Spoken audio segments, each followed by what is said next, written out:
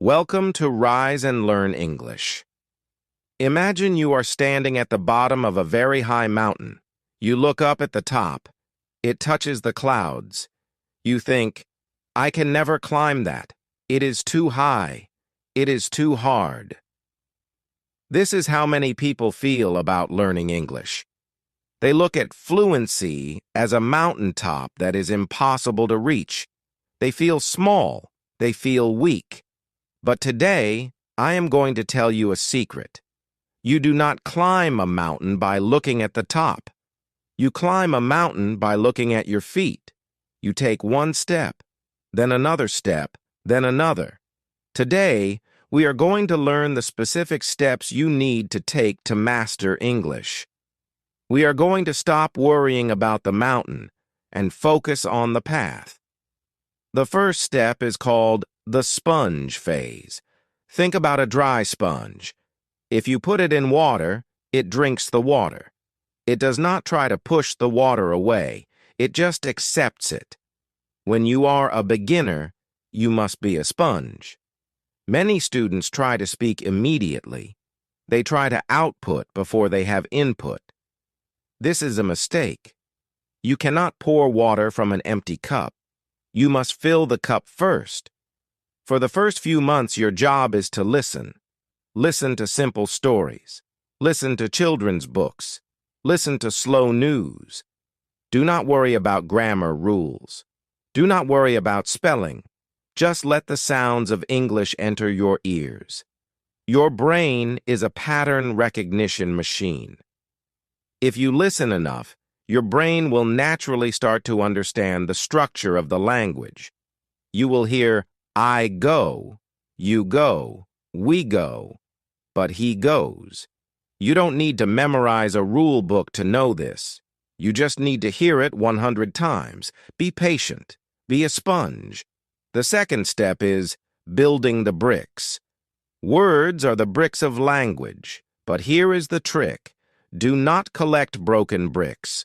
A single word like take is a broken brick. It is useless alone. Does it mean take a photo? Take a break? Take a nap? You don't know. If you memorize the word take alone, you will be confused. Instead, collect whole bricks. These are phrases. These are chunks. Never write down the word interest. Write down interested in. Never write down listen.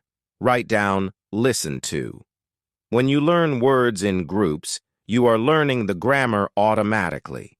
You don't have to think, which preposition do I use?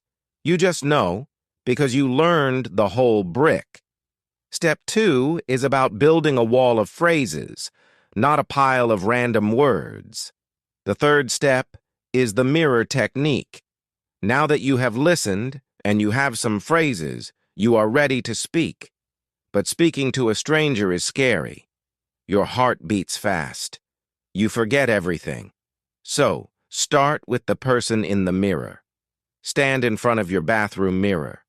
Look at yourself and speak. Say simple things. My name is John. I am tired today. I am going to drink coffee. Watch your mouth move. Get comfortable with the shape of English sounds. English requires you to open your mouth more than some other languages. It requires you to stick your tongue out for the TH sound. The mirror is your safe space. Nobody is judging you.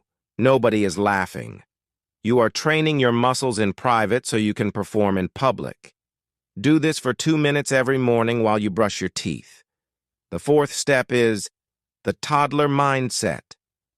Have you ever watched a toddler learn to walk? They stand up, they take a step, and they fall down. Do they cry and say, I am so stupid, I will never walk? No. They laugh. They stand up again. They fall again. They make mistakes constantly. As adults, we hate mistakes. We think mistakes are bad. We think mistakes mean we are unintelligent. But in language learning, a mistake is not a failure. A mistake is a lesson. If you say, I go to the store, and someone corrects you and says, "I went to the store." That is a victory. Now you know. You must adopt the toddler mindset.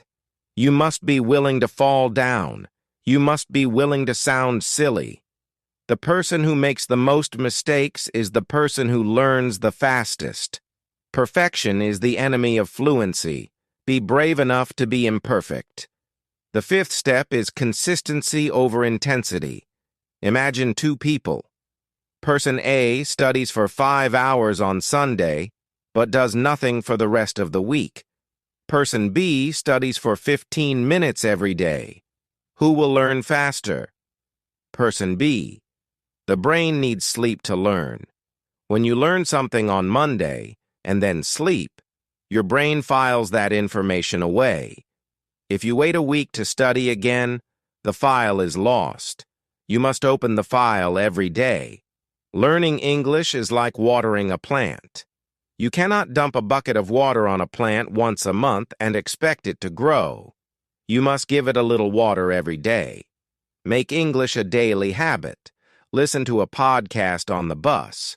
Read one page before bed. Speak to yourself while cooking. 15 minutes is enough if it is every single day. The final step is finding your joy. If English is boring, you will quit. If you force yourself to read textbooks about economics and you hate economics, you will fail. You must connect English to something you love. Do you love football? Watch football commentary in English? Do you love cooking? Read recipes in English? Do you love makeup? Watch beauty tutorials in English? When you use English to do something you enjoy, you forget that you are studying. You are just having fun. The language becomes a tool for pleasure, not a source of pain. This is the ultimate secret. People who master English are the people who find a way to enjoy the process. So look at your feet. Take the first step. Be a sponge. Learn whole phrases. Talk to the mirror. Embrace your mistakes. Be consistent. And find your joy. You do not need to be a genius to master English. You just need to keep walking, one step at a time.